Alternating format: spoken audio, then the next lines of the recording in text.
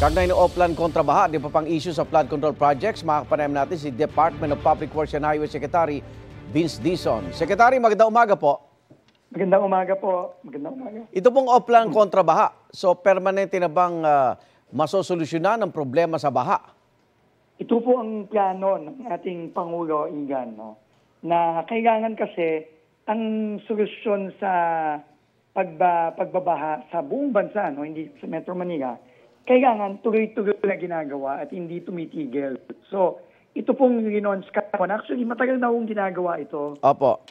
Iba't ibang mga grupo, kasama na rin ang pribadong sektor, kamukha ng San Miguel Corporation ni Mr. Ramon Ang, yung Metro Pacific ni Mr. Manny Pangilinan, MMDA. Pero ito po ay ginagawa kasi hiwa-hiwalay. So, ang gusto pong gawin ng Pangulo, pagsamasamahin po lahat ng mga effort ng lahat ng mga grupo at gawin po itong consistent at tuloy-tuloy. No, so ang sabi po ng Pangulo, simula ngayon na medyo pahupa na ang tag-ulan, dapat simulan na natin todo-todo hanggang sa susunod na rainy season. So 9 na buwan po, tuloy-tuloy pong gagawin sa lahat ng mga estero, sa lahat po ng mga waterways sa Metro Manila. Lilinisin po yan ng 9 na buwan at tuloy-tuloy po yan hanggang next July 2026. Opo. Pero hindi lang yon, Igan, no?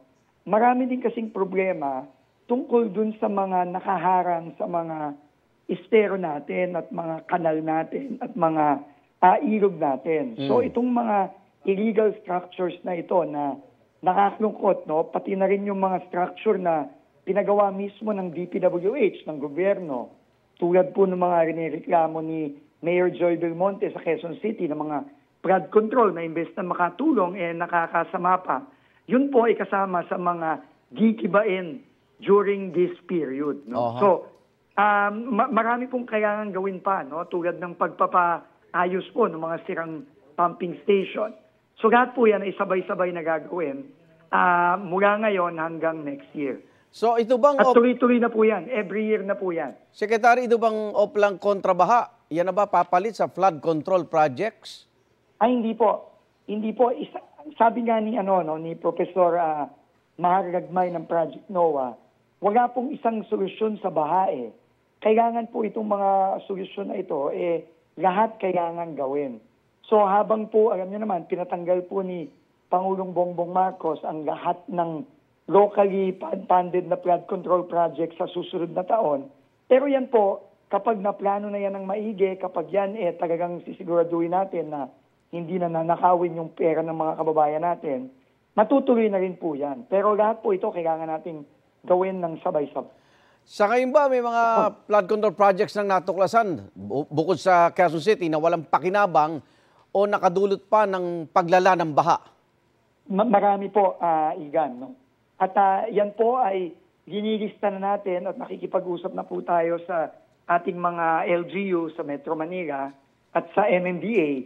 At hahanda na po natin yung programa para wala tayong choice, kailangan natin gibain yan. Kasi nakakasama nga, hindi imbes na makatulong, lalo pa nakakasama. Anong update sa Paco Pumping Station na hindi naman inulan daw ang Paco pero binaha sila? Opo, ito nga po, no, nung Monday, nung Tuesday, nandyan po ako sa Paco, sa Estero de Paco. Ano ho yan, no? Yumupi po yung floodgate dahil sa sobrang pressure ng tubig, no, na daga ng uwan.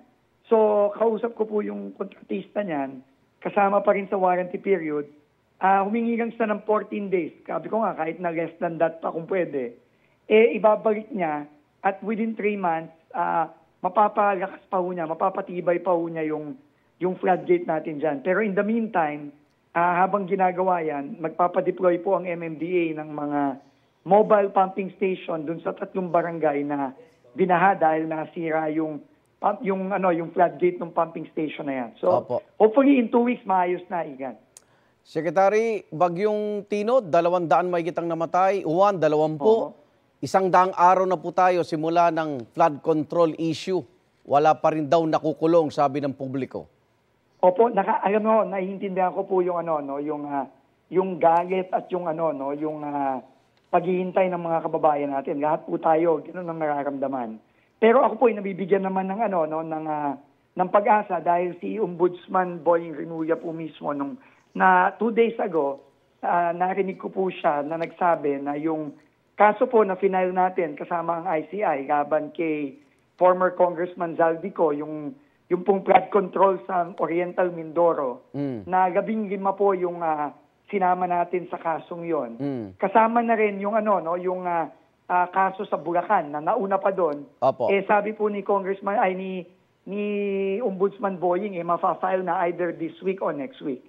So, yun po ay nagbibigay sa atin ng pag-asa na linggo na lang ang bibilangin natin o baka araw na lang, may makakasuhan na dahil nga non-bailable yung mga kasong ito, may makukulong na. Hindi na maghihintay ng Disyembre, ngayon lang November, may makukulong na. Ang bilang ko, Igan, kung pagsasamahin natin yung dalawang kasong yun, 26 yung sa Bulacan, kasama na yung mga Diskaya doon, saka sila Alcantara, etc. Tapos 15 doon sa Mindoro, kasama na yung pagsama kay former Congressman Zaldico at yung kumpanya niya. Halos 40 pong tao yan na makukulong.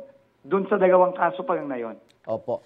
Secretary, may kumakalat pong balita na nag-suicide ang chairman ng BAC sa Sorsogon, Public Works District Engineering Office. Opo. Ano ba ang kumpirmasyon nito? Iko-confirm ko po yun. Nalaman ko po yan late last night.